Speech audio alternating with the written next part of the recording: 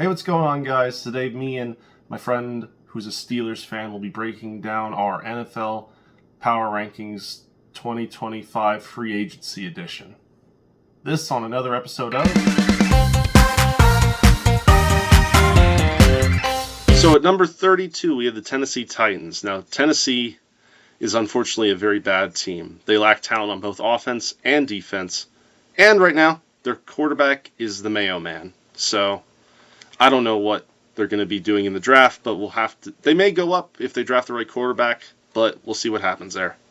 So number 31, we have the New York Giants. Now, the New York Giants had a great offseason in terms of signings for their defense. Paulson Adebo and Javon Holland are very important for their defense moving forward, but they don't have a quarterback like the Titans before them, so they have to address that in the draft. Or if they sign Aaron Rodgers. But right now, with their only quarterback being Tommy DeVito, I have to rank them at 31. So number 30, we got the Jacksonville Jaguars. Now, the Jaguars have only shed talent this offseason. They didn't really bring in anyone too important.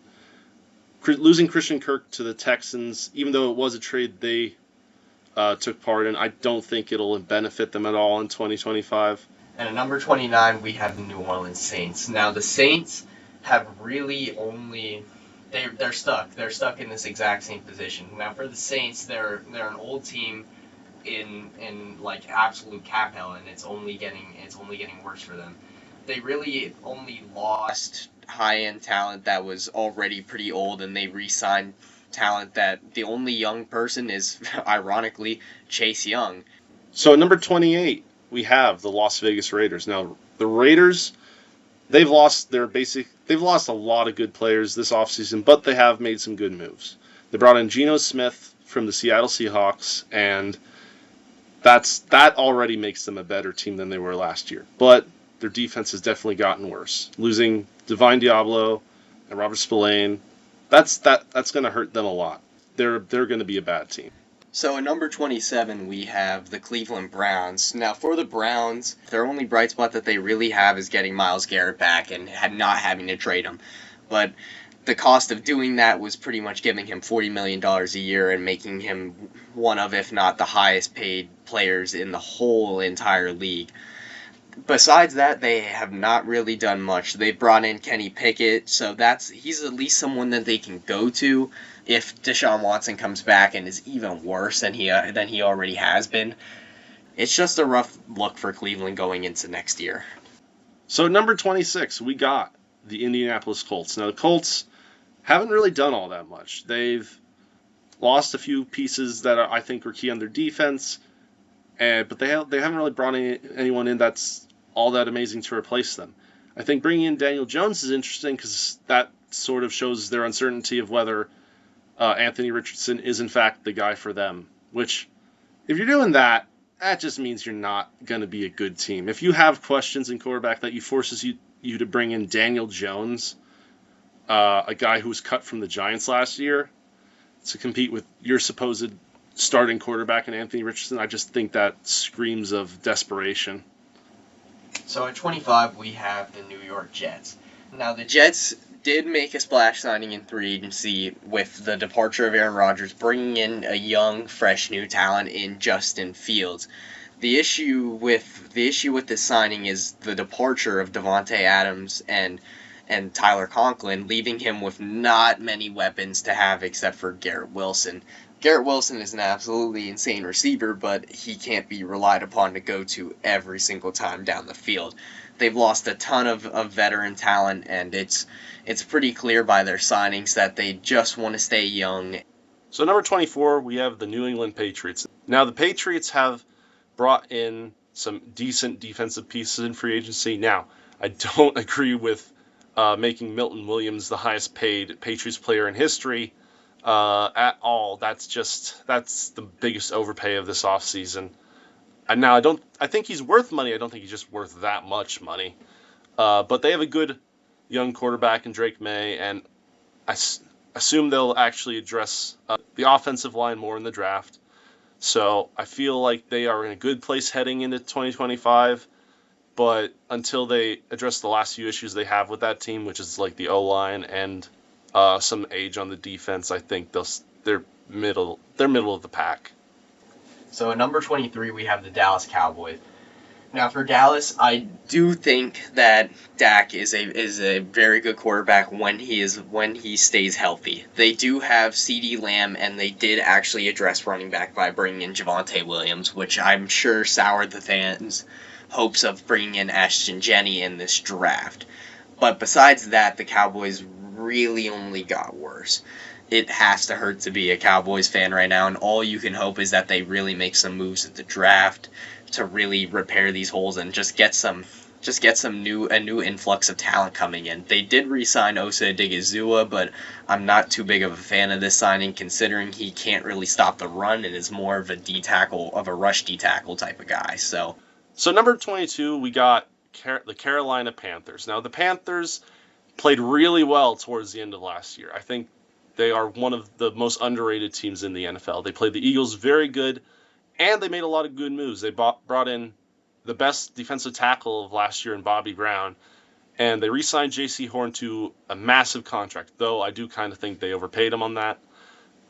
They also brought in Rico Dowdle, who played really well for Dallas, and honestly, I can't believe Dallas let him go.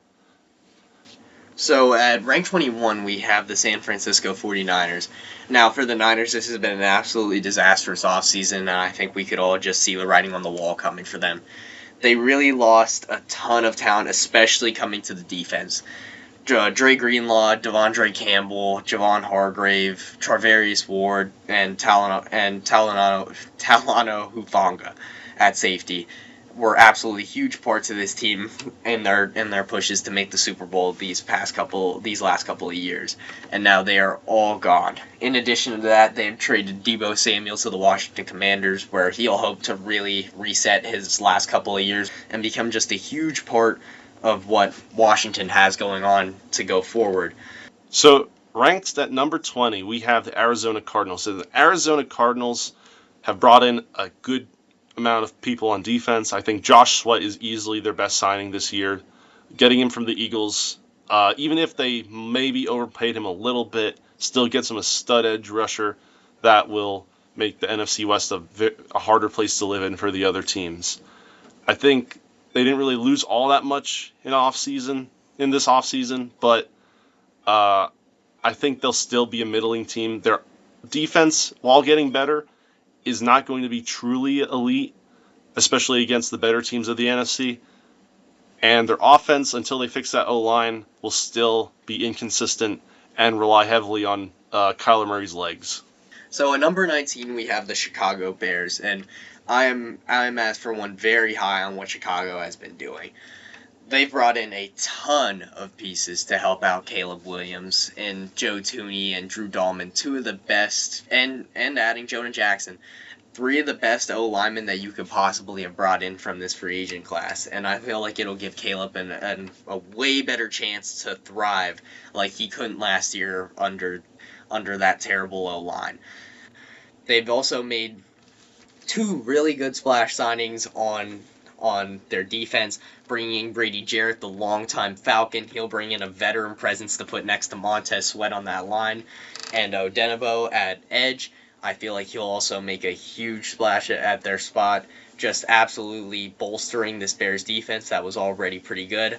I feel like Chicago, coming up for next year, has had the best offseason, and in the draft, it will make them one of the best teams going forward. So number 18, we have the Miami Dolphins. Now, Miami, Zach Wilson's your new starting quarterback, because unless you can keep Tua healthy, you're going to have to ride with Wilson. And honestly, the Miami Dolphins have lost a lot of talent this year's free agency cycle. They lost Javon Holland, Jordan Poyer, and Raheem Mostert. I think losing all that sucks, especially for the defense, because they're very talented. And they haven't really brought anyone in. They had a few nice signings, but none of them are going to be like team-changing players. I think their offense will be very reliant still on Tyreek Hill and Jalen Waddle and Devon Achane, but I don't think like they're going to be an elite team unless they can stay healthy and something changes, but we'll see. So at number 17, we have the Atlanta Falcons. Now, going forward, there is some uncertainty. I've seen that Michael Penix has been pretty much graded as the worst quarterback coming out of last year, but I do believe that is generally unfair considering the situation that he was shoved into. But going ahead for the future, Michael Penix is the oldest, he has the most experience, and as of weapons around him, I mean, it can't really get much better. Drake London has some of the best hands on a receiver that I've seen coming out of the draft out of USC. He's an impeccable receiver, and when it comes to a 50-50 ball, he'll go up and he'll get it. Bijan will absolutely take a ton of pressure off of Penix coming up for the near future. He is probably one of the best talents I've also ever seen at running back. Along with that, you have Darnell Mooney as a very solid wide receiver too. One of the few talents that the Bears have actually let go, and a huge offensive line to keep Penix safe.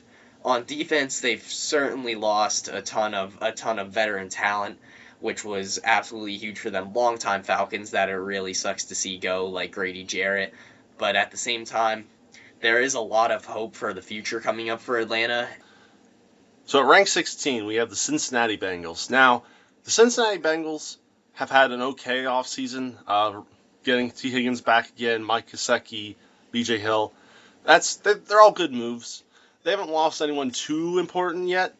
Trey Hendrickson has requested a trade. As of time of recording, he has not been traded yet. If he does, that might be something major. But at least for 2025, their offense will still be amazing. I think Joe Burrow, Jamar Chase, and T. Higgins will still light up defenses, and they'll have a good season on offense. But that being said, every game will be a coin flip. And I think a lot of improvement is needed for their defense to be anywhere near the top half of the league. So that's why they're at 16. They are literally the 50-50 team. So number 15, we have the Pittsburgh Steelers. Now, the Pittsburgh Steelers' main question going into this offseason is obviously who the heck is going to throw that football. Justin Fields left to New York for greener pastures and a little bit more money. And Russell Wilson has been visiting other teams and is kind of just waiting for Aaron Rodgers to make his decision. I actually like Pittsburgh's offseason. I like bringing in the veteran corner and Darius Slay to help bolster the secondary, and Brandon Echols on top of what they already had with Joey Porter Jr. The defense, you know what you're going to get with it every single year with Pittsburgh. So at rank 14, we have the LA Chargers. Now, the Chargers last year had a disappointing playoff run, but that's nothing new for the Chargers, if I'm being honest. They lost some very good pieces this offseason in Joey Bosa, Poona Ford, and Josh Palmer. But they brought in some great studs at different positions too. Bringing in Najee Harris, I think Najee can finally have the season he's always wanted with the Chargers, especially behind that good O-line. And they re-signed Khalil Mack, which he was their best defensive player last year, so if it ain't broke, don't fix it. At number 13, we have the Seattle Seahawks. Now, I think Seattle has actually turned around this offseason. I thought that they were having one of the worst offseasons coming up until I kind of got the picture of what their GM was doing. Letting Geno Smith go in exchange for greener pastures and Sam Darnold, I really agree with this. They have brought in a stud from the Rams in Cooper Kupp, and while his age is there, I do think that Cooper is still one of the best wide receivers in the NFL. He has a triple crown for a reason. Now, his age is a problem, and a 3-year deal, I didn't agree with that all that much, but I do like the reshaping of the offense, and I do like what they have at running back and their trio of receivers. So, Texans fans, how is life going? Because you are ranked number 12 today, and there's a lot to be said about you guys. Pulling off getting C.J. Gardner-Johnson, that's just the tip of the iceberg. I don't know how you pulled it off. I don't know what Philly was thinking, but getting him and Christian Kirk through trades is a major success for your team heading forward. And honestly, the Texans' fate in 2025 is completely based on, can C.J. Stroud improve upon 2024? He had a great rookie season. He had a sophomore slump. Can he have a rebound? And if he does, with the weapons they have in Christian Kirk, Nico Collins, Tank Dell, I think he could easily lead the Texans into a top seed for the AFC in 2025. At number 11, we have the Green Bay Packers. Now, the Packers, I feel like a lot of people were expecting them to make more moves than they have really done. They've kind of sat back and kept quiet. While that isn't the worst thing ever, it's not necessarily the best thing ever. Green Bay has always been in a pretty good place. They had their quarterback of the future panned out as soon as Aaron Rodgers left in Jordan Love.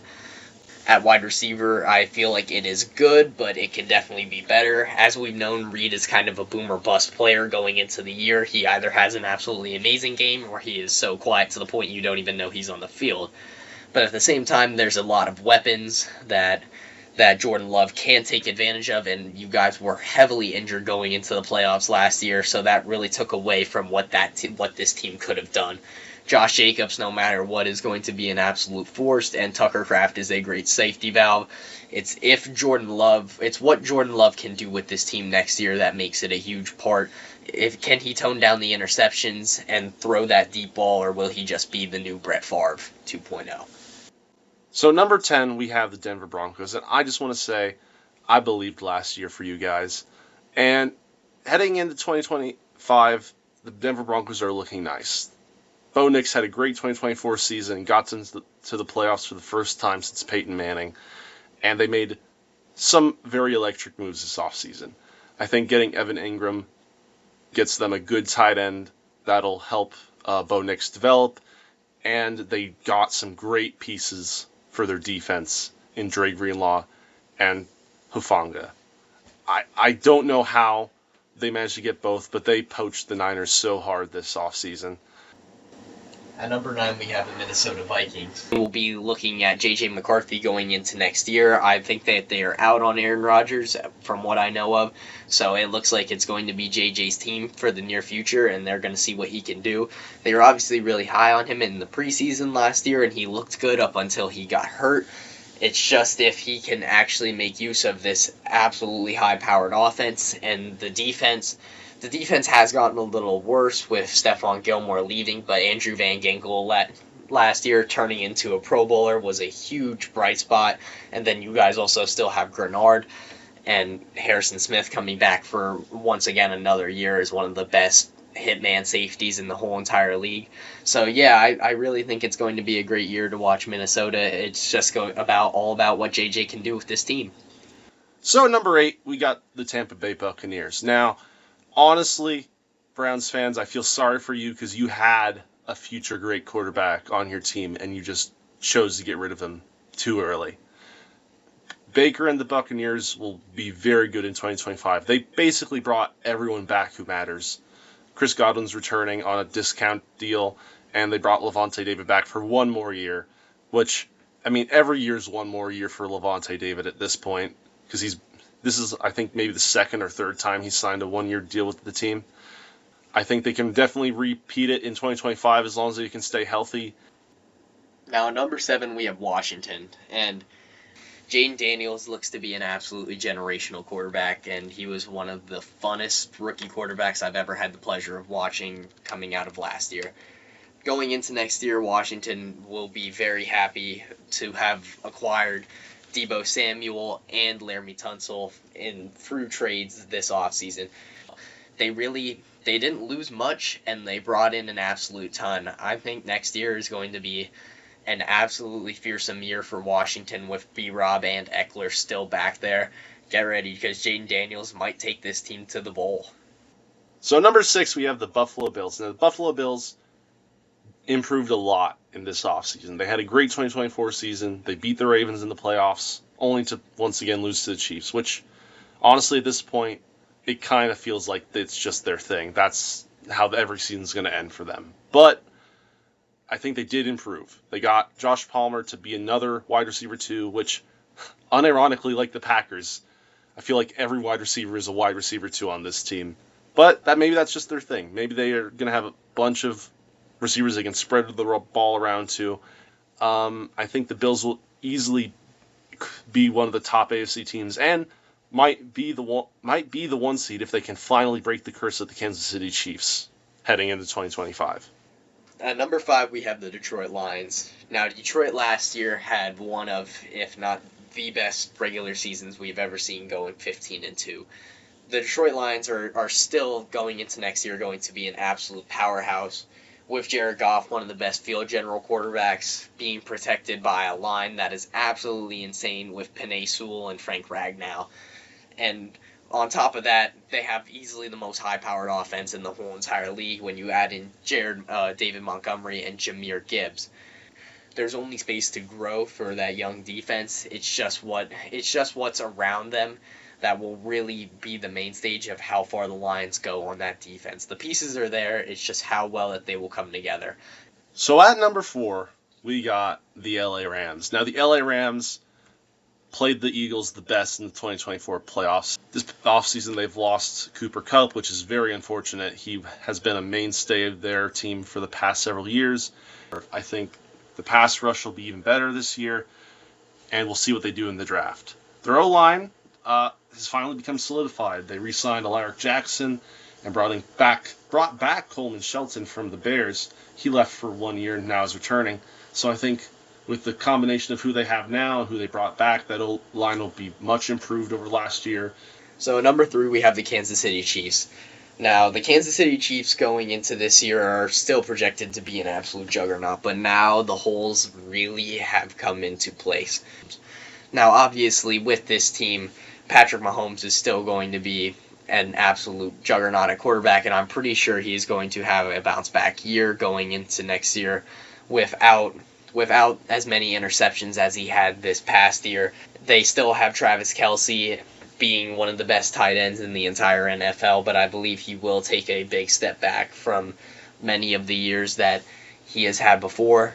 But at the same time, this is still a team to watch, and they are still going to be a juggernaut going into next year. Will they be as good as we've seen? Who knows? So number 2, we have the Baltimore Ravens. Now the Ravens, they're the best of the AFC in terms of on-paper talent and how they played last year. They were very good.